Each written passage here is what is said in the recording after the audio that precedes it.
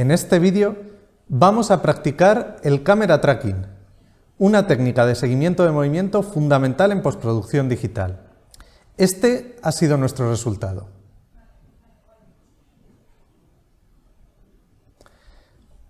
Lo que vamos a hacer es recoger el movimiento de cámara en un plano grabado con un dron y a través de una serie de puntos de rastreo, de puntos de traqueo, vamos a crear una cámara virtual 3D y aplicar ese movimiento a un objeto, que puede ser un objeto sólido o un texto. En After Effects voy a importar mi material, Import, File, Camera Tracking, voy a importar estos dos materiales que son los que voy a utilizar.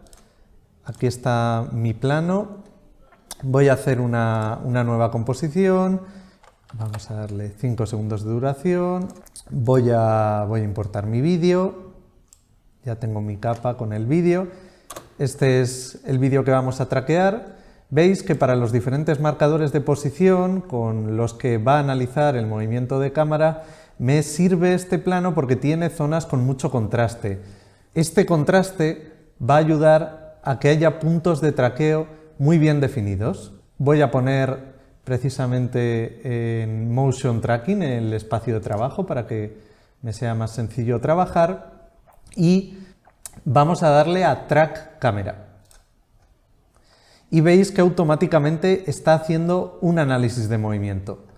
Está poniéndose a trabajar. Esto lleva un tiempo que depende del ordenador que tengáis, puede tardar más o menos. Aquí vemos que está analizando el movimiento de nuestra escena. Ya lo tenemos rastreado el movimiento. Veis que han aparecido toda una serie de marcadores de posición, toda una serie de track points, que son los que hacen progresivamente, veis, el seguimiento del movimiento, en este caso de la cámara. Veis que tenemos dos elementos, por lo tanto, los track points, los marcadores de posición o puntos de rastreo, y el target, esta previsualización que veis que me da una idea de qué manera se va a integrar el objeto o el texto que yo incruste posteriormente. Veis que aquí tenemos dos parámetros que son importantes. El track point size, con el que podéis definir el tamaño de los puntos de rastreo, y el target size, que yo lo voy a bajar para tener una idea más clara del elemento que voy a incrustar, siendo realistas, porque no va a ser tan grande. Aquí me parece que puede ser interesante y que tiene una perspectiva adecuada. Entonces lo que vamos a hacer es hacer un recuadro donde, como veis, selecciono, a ver que no se me queden fuera, selecciono varios marcadores.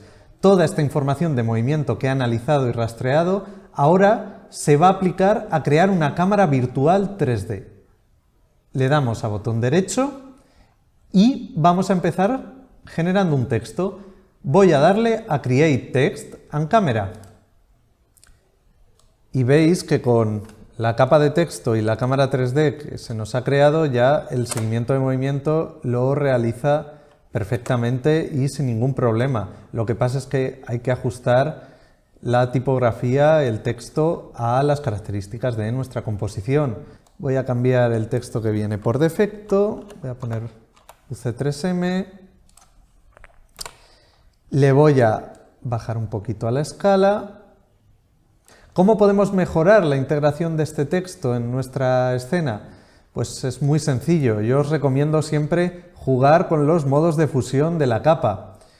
Una cuestión muy importante es que para hacer este ejercicio y poder utilizar y editar la capa de texto convenientemente, tenemos que estar en el espacio de Classic 3D, no en Cinema 4D, que es como hemos hecho algunos otros ejercicios de 3D. En este caso trabajamos con Classic 3D. Y veis que aquí en los modos de fusión que nos aparecen los podéis activar y desactivar aquí, tenéis en este panel inferior. Podéis modificarlo de normal a, por ejemplo, overlay y que dé la sensación de una mayor integración.